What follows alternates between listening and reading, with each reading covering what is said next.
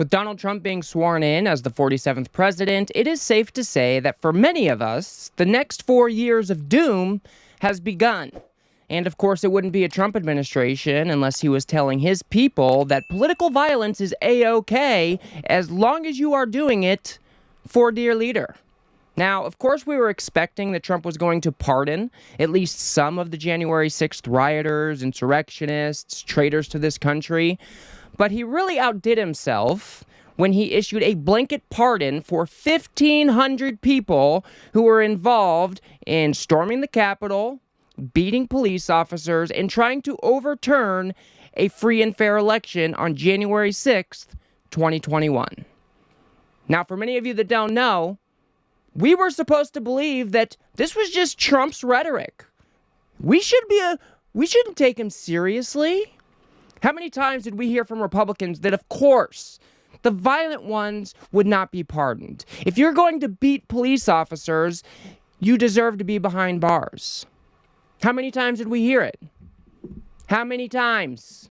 The folks that were part of the riots and frankly, the assault on the U.S. Capitol have to be held accountable. There is a rule of law. They shouldn't be pardoned. Of course not. Oh, my goodness, no. I do not think President Trump should have made that pledge to do pardons. We should let the judicial process proceed. I don't want to reinforce that defiling the Capitol was okay. I don't want to do anything that would make this more likely in the future. I want to deter people who did on January the 6th, and those who did it, I hope they go to jail and get the book thrown at them because they deserve it. Americans will always have the freedom of speech and the constitutional right to protest, but violence in any form is absolutely unacceptable. It is anti-American and must be prosecuted to the fullest extent of the law. I saw Capitol Police officers bleeding, bruised, and I saw damage to a certain extent as we were exiting. To call those people patriots is not in my lexicon. Now, I agree with many of the statements that all of these Republicans just made. We should be abiding by a rule of law. There was violence on that day. There was bloody police officers on that day. And we were supposed to believe that Trump would have the wherewithal to at least not pardon those individuals. Maybe if they had just been there trespassing or stealing government property, maybe it was okay for those guys to get a pardon, but you best believe that if they were beating police officers that day, that we will not pardon those people. I mean, seriously, even the vice president himself said that the violent ones would not be pardoned. January 6th pardons, President Trump says there's a process. Where is the line drawn on who will and wouldn't be considered for a pardon? I think it's very simple. Look, if you protested peacefully on January the 6th and you've had Merrick Garland's Department of Justice treat you like a gang member, you should be pardoned. If you committed violence on that day, obviously you shouldn't be pardoned. And there's a little bit of a gray area there, but we're very much committed to seeing the equal administration of law. And there are a lot of people, we think, in the wake of January the 6th who were prosecuted unfairly. We need to rectify that.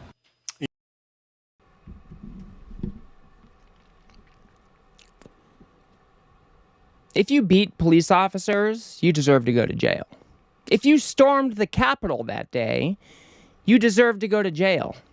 If you came to Washington, D.C., based on the lie that Joe Biden had somehow stolen an election away from Donald Trump, and then you use that lie as a precursor to get yourself all riled up and storm the Capitol to try to stop the free and fair election of 2020, you should go to jail.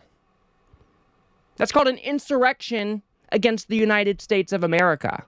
You are a traitor to this country at that point, because you wanted to live in a alternate reality bubble where only your guy could win, and you let that taint your worldview so much that you storm the Capitol based on a lie, you beat the hell out of police officers.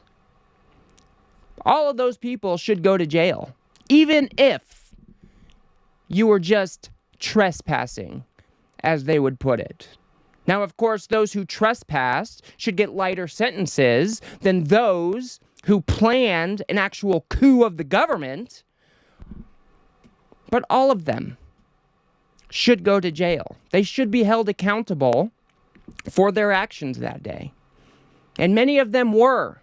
It led to the largest FBI investigation and probe in the history of the FBI. But with Donald Trump being sworn in as the 47th president, he is spitting on all of that.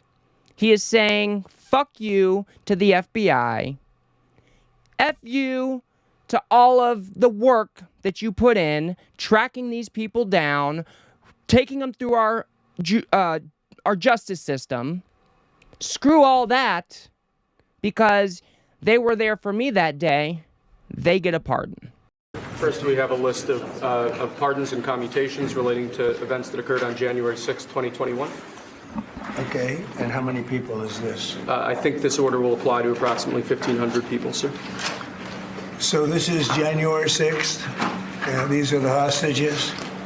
Approximately 1,500 for a pardon. Yes. Full pardon. Full pardon or commutations? Full pardon. We have about 6 commutations in there where we're doing further research. Nice to see you again.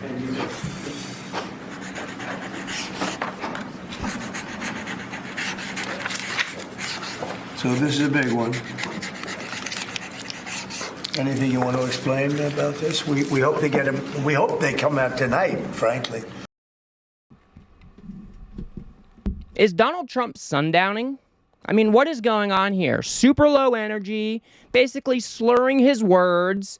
Oh, what's this one, guys? How many people is it? Oh, 1,500? 1,500?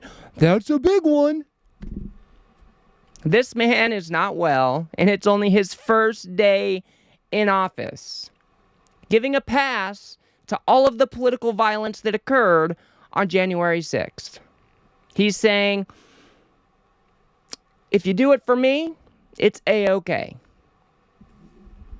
I thought this was supposed to be the party that backed the blue. I thought this was the party that supported law enforcement. What about Michael Fanone? How do you think he is feeling about now? One of the police officers who was beaten to a pulp that day, who was cattle prodded in the neck that day. You're just saying that the people who did that to him, they get to walk free because they were working on behalf of you? Oh, I have been betrayed by my country. Rest assured, I have been betrayed by my country, and I've been betrayed by those that supported Donald Trump. Whether you voted for him because he promised these pardons or for some other reason, you knew that this was coming, and here we are. Tonight, 6 individuals who assaulted me as I did my job on January 6th, as did hundreds of other law enforcement officers, will now walk free. 6 individuals who have threatened my life and who have made threats towards my family members, as well as countless other January 6th defendants who have threatened me because they see me as a spokesperson for law enforcement for this event. My family, my children, and myself are less safe today because of Donald Trump and his supporters. This man has every right to feel betrayed by his country. He has been betrayed by his country because he stood up for what was right on January 6th when Trump supporters tried to storm the Capitol to try to overturn a free and fair election. He stood up that day in the face of violence to try to protect the Capitol. He underwent so much violence and sustained injuries, and the American people just voted those people back in. And then Donald Trump spit in his face by pardoning the people who beat him to a pulp. This man has every right to feel betrayed. And he is 100% correct that he will now be less safe in Trump's America because he has decided to pardon the violent offenders from January 6th. And this is a very, very important point that we have to remember. That Donald Trump is saying that political violence is okay as long as it is done for Donald Trump. He is giving permission to these people to threaten, to bully, to carry out violence against his foes as long as it's in the name of MAGA. This is not a good precedent to set in this country. He is explicitly setting out on his 4-year adventure in the name of violence. And Michael Fanone and these other police officers and other people who stood up to Trump are less safe. And now he has given these violent assholes permission to seek revenge and retribution in the name of Donald Trump. And these are no joke. These people threaten violence.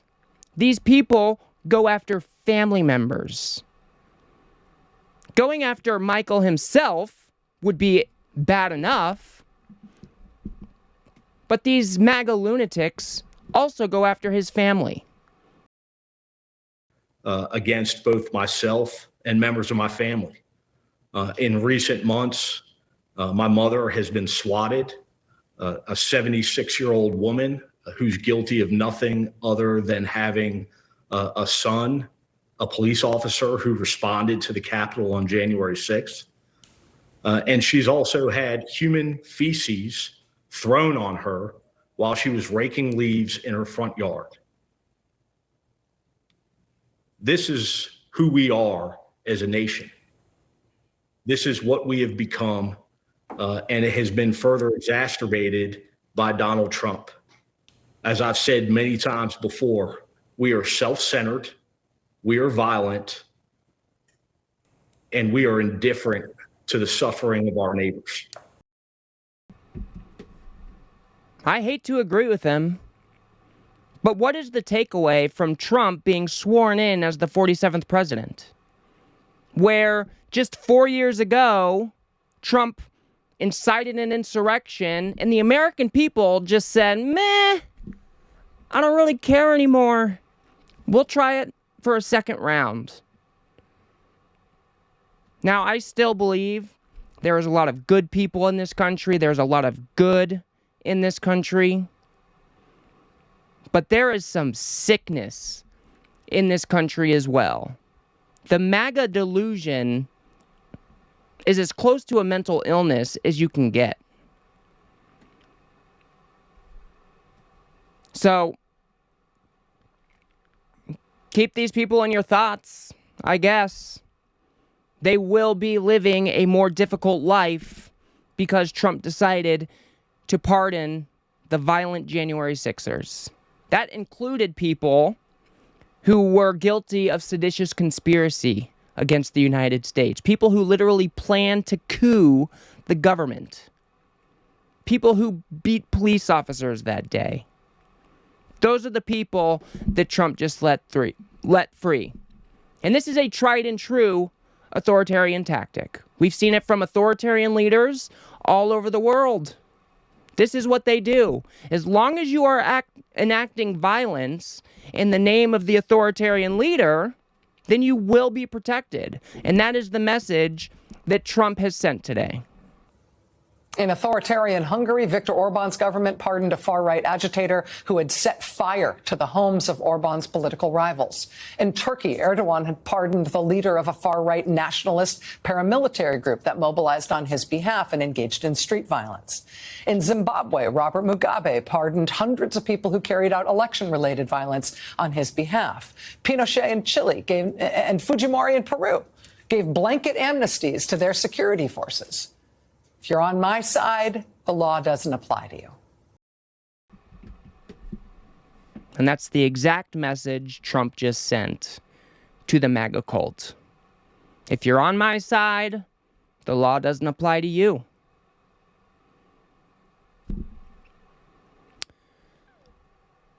People will say that we are backsliding into authoritarianism.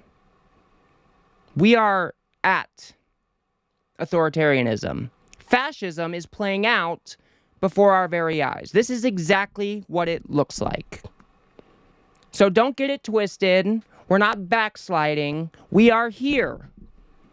And we need to build a resistance against this authoritarianism, against this fascism, or else it's only going to get worse.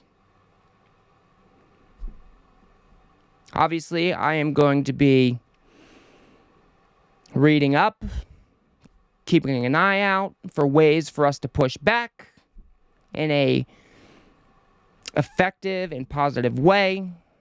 And we'll be talking about it here on this channel.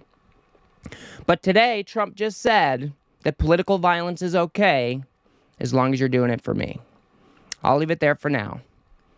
If you guys got anything out of this video, please remember to smash that like button and subscribe. Maybe share it with a friend or two. I'd very much appreciate that. If you want to see why Donald Trump is an actual traitor, go ahead and watch that video on the screen now. Otherwise, I'll see you guys on the next one.